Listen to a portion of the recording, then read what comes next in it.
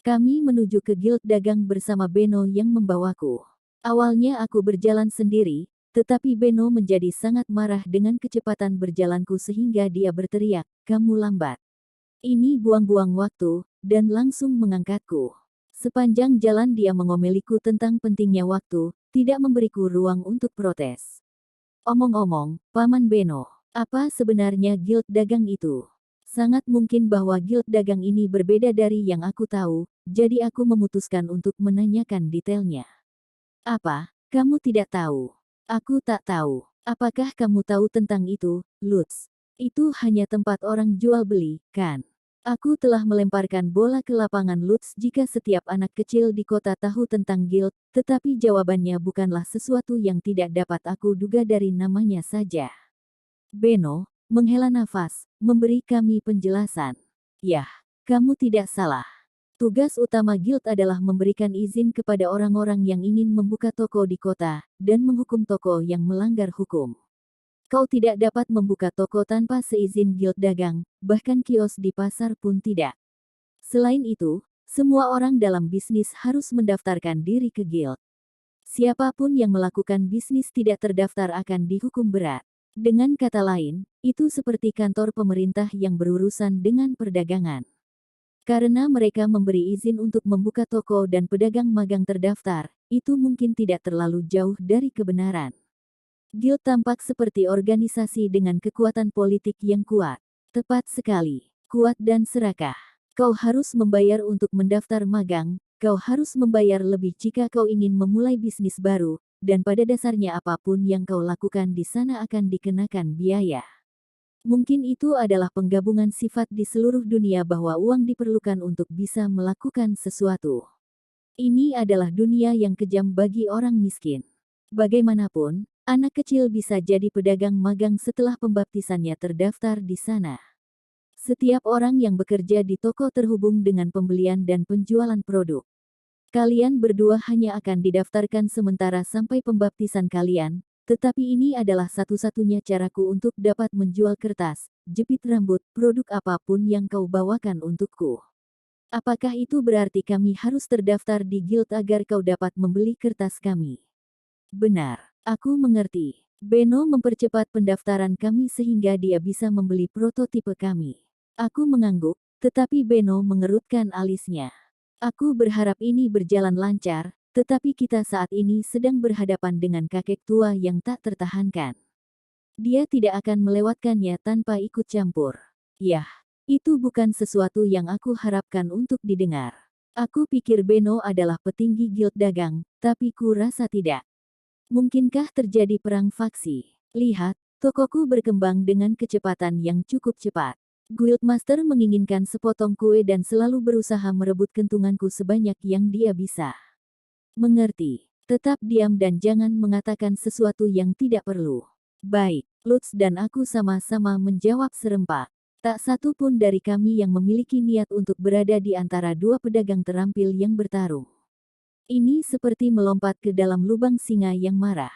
Baik, tentang jepit rambut yang kau bawa, main. Yang ini. Aku membuka sedikit tas jinjingku untuk menunjukkan hiasan rambut. Beno mengangguk dan kemudian menatapku dengan mata hiu merah gelapnya. Berapa hari yang dibutuhkan untuk membuatnya? Jika semua bahan sudah siap dan Lutz membuatkan bagian kayu, dan jika aku tidak merasa sakit, aku bisa menyelesaikan bagian bunga dalam waktu sekitar 1 hari, jika aku bekerja sangat keras. Itu juga tergantung pada jumlah bunga kecil. Tapi tetap saja, biasanya aku butuh waktu seharian. Bekerja dengan kecepatanku, ibuku, yang ahli menjahit, mungkin bisa selesai membuat satu hiasan dalam rentang 2 lonceng. Bagaimana denganmu, Lutz? Memotong kayu dan barang-barang lain mungkin hanya membutuhkan 1 lonceng. Benar, bagus, kata Beno, nadanya senang tapi matanya masih berkilau tajam. Kenapa itu bagus? Kau akan tahu. Dengan seringai pemangsa yang baru saja menemukan mangsa berikutnya, Beno menjulurkan dagu ke depan. Di sana aku melihat gedung guild dagang. Guild dagang adalah sebuah gedung besar yang dibangun di sudut pelataran pusat. Itu sudah menandakan bahwa itu adalah organisasi penting, tetapi di atas itu, Setiap lantai gedungnya merupakan bagian dari guild, tanpa kamar untuk disewakan kepada orang lain. Pintu depan memiliki penjaga bersenjata yang berdiri dengan siaga.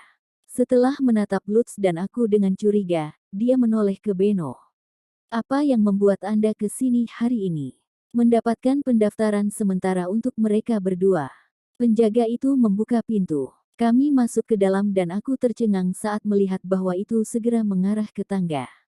Tangganya agak lebar, tapi aku tidak bisa melihat jalan menuju lantai pertama. Paman Beno, lantai 1 seperti apa yang dimiliki gedung ini? Benar, lantai pertama di sini digunakan untuk parkir gerbong dan gerobak. Akan menghalangi layanan umum jika gerbong berbaris di jalan utama. Kau akan tahu jika pergi ke belakang. Kami sampai di lantai 2 dan mencapai aula yang luas. Sejumlah besar orang lalu lalang di sana, pergi ke segala arah. Itu adalah kerumunan yang ramai sehingga aku benar-benar merasa terkejut, seperti wow, ini benar-benar kota besar penuh dengan manusia. Kita tidak punya urusan di sini. Kita akan ambil tangga bagian dalam ke lantai 3. Jalan menuju tangga bagian dalam aman bagiku karena Beno membawaku, tetapi aku melihat Lutz dihancurkan oleh kerumunan orang ketika dia mengikuti di belakang kami. Apakah kamu baik-baik saja, Lutz? Ya, tapi sungguh, ini seperti festival. Disinilah orang-orang mengajukan stand di pasar dan tempat para pedagang keliling datang untuk mendapatkan izin bisnis. Ini menjadi sibuk seperti ini ketika pasar akan datang. Setelah pasar berakhir, itu akan tenang. Teratur. Tangga bagian dalam diblokir oleh pagar logam dengan penjaga berdiri di depannya. Kartu pendaftaran, tolong. Kita bertiga naik. Dimengerti. Beno mengeluarkan kartu logam dan menyerahkannya kepada penjaga, yang kemudian mengulurkannya ke arah gerbang. Segera, gerbang itu bersinar dengan cahaya putih dan kemudian meleleh ke udara tipis lalu menghilang. Apa itu tadi? Itu alat sihir. Lutz, jangan lepaskan tanganku. Itu akan mengirimmu kembali. Benar. Beno mengangkatku dengan satu tangan sambil memegang tangan Lutz dengan tangan satunya sebelum menaiki tangga. Kupikir hanya bangsawan yang bisa menggunakan sihir. Para eksekutif organisasi seperti ini umumnya memiliki koneksi dengan kalangan bangsawan. Lebih dari beberapa bangsawan tidak ragu untuk memberikan alat sihir jika mereka memutuskan bahwa itu akan menjadi hal yang positif bagi mereka. Aku belum pernah melihat gerbang seperti itu sebelumnya. Aku memikirkan hal yang sama ketika aku menandatangani kontrak sihir, tetapi tampaknya ini lebih dari dunia fantasi daripada yang aku perkirakan. Setelah kami selesai menaiki tangga, Beno melepaskan tangan Lutz dan menurunkanku ke lantai. Dinding putih terbentang ke kejauhan dan aku bisa melihat sesuatu yang tampak seperti meja resepsionis di dekat ujung jauh. Karena lantai 3 diperuntukkan bagi mereka yang sudah memiliki toko di kota, ada lebih sedikit orang dan jauh lebih tenang daripada lantai 2, yang harus berurusan dengan orang-orang yang ingin membuka stand di pasar. Meski lantai 2 sudah berdebu dan kotor dengan lantai kayu, lantai 3 berkarpet dan tetap bersih. Itu memiliki suasana tempat di mana sejumlah uang yang layak didedikasikan untuk pemeliharaan dan perabotannya. Sekilas saja akan mengingatkan bahwa kita hidup dalam masyarakat yang bertingkat dan berdasarkan status. Ada ruang konferensi di balik tembok ini. Kalian berdua tidak akan melihat bagian dalamnya, jelas Beno, menunjuk ke dinding putih sambil berjalan ke loket. Lutz dan aku berpegangan tangan dan mengikuti di belakangnya. Suasana kelas atas di lantai itu tidak seperti sesuatu yang aku hadapi dalam kehidupan normalku, dan itu membuatku gugup. Kami melewati ruang konferensi dan sampai di loket yang membentang dari dinding ke dinding di ujungnya. Ada anak-anak kecil yang bekerja di belakangnya, mungkin magang, membaca kartu kayu dan menggunakan kalkulator untuk mengerjakan matematika. Lutz, kamu pasti ingin belajar matematika dan abjad saat musim dingin. Iya, ada sofa di dekat loket untuk bersantai, meskipun area tempat duduknya lebih terasa seperti kantor penerima tamu daripada ruang tunggu. Tunggu, apakah itu rak buku? Aku melihat sekeliling dan melihat rak dengan kartu kayu dan potongan-potongan perkamen yang melapisi rak-raknya. Antusiasmeku langsung melesat menembus atap. Beno menatapku dengan tatapan agak bingung. Kurang lebih, Itu adalah rak buku dengan aturan untuk membuka toko, peta sederhana wilayah ini, dan gulungan yang merinci garis keturunan bangsawan. Kau tertarik padanya? Ya, sangat, sangat tertarik. Aku ingin menagih tepat di rak buku, tetapi Lutz meremas tanganku erat-erat dan tidak membiarkanku pergi. Beno menyeringai melihatku kehilangan ketenangan. Kau dapat melihatnya setelah kita mengurus bisnis kita di loket. Waktu tunggunya akan lama, tidak diragukan lagi. Sungguh, Yai, tenang, main. Kamu terlalu bersemangat. Bisakah aku tenang setelah menemukan apa yang secara teknis dapat diklasifikasikan sebagai buku yang disederhanakan? Buku sederhana yang bisa kubaca. Tidak, aku tidak bisa. Aku menghargai saran Lutz, tapi kegembiraan yang mendebarkan ini tidak akan hilang begitu saja. Atau begitulah yang kupikirkan, sampai Lutz memberi peringatan datar yang memaksaku untuk tenang. Jika kamu terlalu bersemangat, kamu akan pingsan sebelum membaca. Tidak, apapun selain itu. Beno, yang telah menyaksikan percakapan kami dengan geli, merasakan bahwa sebuah kesimpulan telah dicapai dan berkata, ikuti aku. Kami berjalan ke loket. Resepsionis memberikan senyum bisnis palsu saat melihat Beno. Halo, Tuan Beno. Apa yang membuat Anda ke sini hari ini? Aku ingin pendaftaran sementara untuk mereka berdua. Main dan Lutz. Pendaftaran sementara.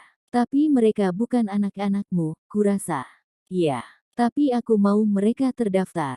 Ayo selesaikan ini. Rupanya, pendaftaran sementara awalnya dirancang sebagai celah untuk memungkinkan pedagang membiarkan anak-anak mereka bekerja di toko mereka sebelum dibaptis. Normalnya anak-anak yang belum dibaptis tidak diizinkan secara hukum untuk bekerja atau terdaftar di guild.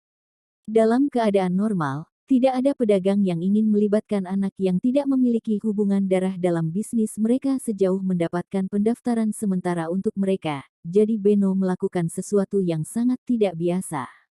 Resepsionis menyipitkan matanya dengan curiga, tetapi mengajukan beberapa pertanyaan pada Lutz dan aku sambil menulis sesuatu di belakang loket. Pertanyaannya adalah apa yang kau perkirakan akan ditanyakan dari institusi birokrasi, nama kami, nama ayah kami dan di mana mereka bekerja, alamat rumah kami, usia kami, dan seterusnya. Kamu mendapat pendaftaran sementara untuk putra seorang tukang kayu dan putri seorang prajurit. Setelah pertanyaan selesai, resepsionis menatap Lutz dan aku dengan lebih curiga daripada sebelumnya. Teramat jelas bahwa dia dengan mencari alasan mengapa dia ingin mendapatkan pendaftaran sementara untuk kami. Itu bukan pengalaman yang sangat menyenangkan. Selesaikan saja pendaftarannya. Kau membuang-buang waktu kami di sini. Ya tentu. Mohon tunggu sebentar. Dia menunjuk ke ruang tunggu. Aku menatap Beno, menahan keinginan untuk lari ke rak buku. Beno, apa aku bisa melihat rak buku sambil menunggu? Tentu. Aku akan menjawab pertanyaan apapun yang kau dapatkan. Bawa saja gulungan itu padaku. Lutz, jangan biarkan main hilang dari pandanganmu. Dimengerti. Aku berjalan mendekati rak buku bersama Lutz, yang menolak melepas tanganku. Aku membentangkan perkamen dan mengambil kartu kayu untuk melihatnya. Semua memiliki penggunaan praktis dalam pikiran pertama dan terutama, ada peta, diagram, catatan garis keturunan bangsawan, dan apa yang tampak seperti koran tua yang memberikan informasi tentang kota dan daerah sekitarnya. Wow, ini peta. Itu adalah peta yang cukup kasar, tapi itu adalah peta pertama yang pernah kulihat di dunia ini. Aku memeluknya erat-erat, bahkan tidak tahu di mana lokasi kami dalam peta itu, dan berjalan ke sofa tempat Beno duduk. Sesampai di sana aku dengan antusias duduk manis seolah berada di atas sofa biasa, mengharapkan bantalan pegas yang lembut, tetapi pada kenyataannya itu hanya selembar kain yang dibentangkan di atas papan kayu. Pendaratan itu menyakiti pantatku. Oh, itulah yang kamu dapatkan karena duduk terlalu keras, bodoh. Aku tahu kau bersemangat, tetapi cobalah untuk tidak mempermalukan diri sendiri. Ini bukan salahku, mereka seharusnya tidak menipuku dengan sofa palsu seperti ini. Aku tidak akan duduk seperti itu jika itu bangku kayu. Aku mengeluarkan sedikit dan mencari alasan setelah Beno menatapku dengan putus asa, lalu membentangkan peta di papan kayu berlapis kain yang kami duduki. Paman, Beno, di kota mana kita berada? Yang ini, Ehrenfest. Nama keluarga penguasa daerah digunakan sebagai nama kota. Aku mendengar nama kotaku untuk pertama kalinya. Pada saat yang sama, aku belajar nama lordnya. Kau tidak perlu tahu nama kota jika kau tidak pernah meninggalkannya, dan semua orang hanya menyebut lord dengan gelarnya. Aku memeriksa peta dan melihat bahwa ada desa-desa pertanian dan hutan di selatan Ehrenfest, kemudian di bawah ada sebuah kota kecil. Di sebelah barat ada sungai besar dan kota wilayah tetangga. Lord wilayah kami dan Lord wilayah itu tampaknya memiliki hubungan baik, yang berarti ada banyak perdagangan di antara mereka. Bagian utara peta memiliki ruang kosong yang besar, karena di sanalah Lord tinggal di kota bangsawan. Di sebelah timur ada jalan beraspal besar. Sebagian besar turis datang dari arah itu. Kalian berdua mungkin meninggalkan kota untuk alasan bisnis, tapi secara keseluruhan sepertinya kalian tidak akan pernah meninggalkan apa yang ada di peta ini. Setelah aku meminta Beno mengajariku nama-nama beberapa kota tetangga, aku mengembalikan peta dan kembali mengorek rak buku. Rak paling bawah terdapat buku untuk mengajarkan angka dan abjad pada murid-murid. Aku membaca sekilas, berpikir itu mungkin bantuan yang baik untuk pembelajaran Lutz. Ada surat yang aku kenali dan banyak kata yang berhubungan dengan bisnis. Aku ingin menghafalnya. Paman Beno, apa aku bisa memiliki batu tulis untuk belajar dengan Lutz? Tentu, aku akan mengurangi biaya dari apa yang aku bayarkan kepadamu hari ini. Belajarlah dengan giat. Juga, bolehkah aku bertanya seberapa melek huruf rata-rata anak seorang pedagang? Setelah pembaptisan, kami akan bekerja bersama anak-anak pedagang sebagai murid. Aku ingin setidaknya menjadi sebaik mereka sebelum itu terjadi. Mereka bisa membaca dan menulis pada tingkat dasar. Pun dengan matematika. Mereka sebagian besar tahu produk apa yang dijual toko. Dari segi matematika, mereka dapat menghitung transaksi yang hanya terkait tembaga dan perak. Oh tidak, aku tidak tahu bagaimana sistem kerja mata uang di dunia ini. Aku tahu ada koin tembaga kecil dan besar, dan koin perak kecil, tapi hanya itu. Aku tidak tahu nilai tukar atau nilai pasar atau semacamnya. Karena, maksudku, keluargaku hanya menggunakan koin tembaga. Aku hampir tidak pernah melihat mata uang selain koin tembaga. Ditambah lagi, aku hanya berurusan dengan nomor di pintu gerbang. Aku belum pernah melihat Otto benar-benar menggunakan uang. Di mataku, hal yang paling tidak kalian berdua miliki adalah teknik bagaimana memperlakukan pelanggan. Anak-anak lain telah melihat orang tua mereka bekerja setiap hari. Mereka memiliki teknik melayani pelanggan yang mendarah daging. Mustahil kami ikut bersaing. Dulu, aku selalu menjadi penerima layanan, bukan memberi pelayanan. Lutz juga tidak pernah diberi kesempatan untuk mengembangkan naluri pedagang. Oh tidak, apa yang harus kami lakukan? Sebelum aku bisa melupakan masalah itu, resepsionis memanggil kami dari belakang loket. Tuan Beno, Guildmaster ingin bertemu dengan Anda. Aku tahu kakek tua itu akan menghalangi jalanku, gumam Beno sebelum berdiri, cukup pelan untuk kami dengar. Kilatan di matanya dan tangan mengepalnya memberitahuku bahwa dia sedang bersiap untuk bertarung. Ayo pergi, kalian berdua. Kami berjalan menuju loket dan bagian paling kirinya dilipat sehingga kami bisa masuk ke dalam. Di belakang loket terdapat tangga lain. Kami menaikinya dan pintu di bagian atas terbuka dengan sendirinya. Di belakangnya ada ruangan yang relatif kecil, tapi terlihat nyaman. Karpet berbulu terbentang di depan perapian yang menyala terang, dan di atas karpet terdapat meja bisnis. Di belakang meja duduk seorang pria tua yang tampak baik hati dengan bahu agak bidang yang berusia sekitar 50-an. Kupikir Guildmaster adalah seorang kakek tua, tapi pria ini tampak seperti baru saja melewati masa emasnya. Guildmaster tersenyum hangat dan berdiri. Well, Beno, aku akan langsung ke intinya. Mengapa kau ingin mendaftarkan sementara anak-anak ini, yang bahkan bukan keluargamu?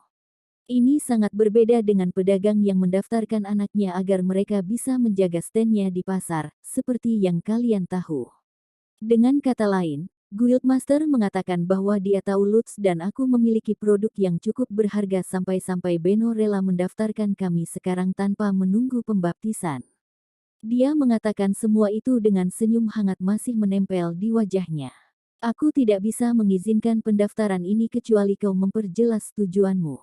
Tidak pernah ada dalam catatan sejarah Ehrenfest di mana seorang anak kecil yang tidak memiliki hubungan dengan pedagang memiliki pendaftaran sementara. Guildmaster menatap Lutz dan aku dengan senyum yang tidak memberikan petunjuk tentang pikirannya. Kesan pertamaku tentang dia adalah bahwa dia adalah sosok yang baik hati, tapi itu jauh dari kebenaran. Dia mengancam kami. Jika kami tidak menjawab pertanyaannya, dia tidak akan menyetujui pendaftaran kami. Guildmaster memiliki kendali penuh atas situasi, dan karena gugup, aku melihat ke arah Beno. Dia menatap Guildmaster dengan senyum jahat yang memperjelas bahwa dia sangat yakin bahwa dia akan berhasil.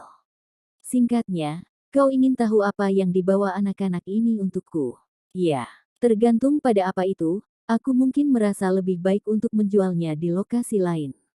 Tokomu mulai melampaui batas. Sekali lagi, dengan kata lain, kami memiliki nilai guna dan dia menginginkan keuntungan untuk dirinya sendiri. Dia bahkan tidak menyembunyikan niatnya.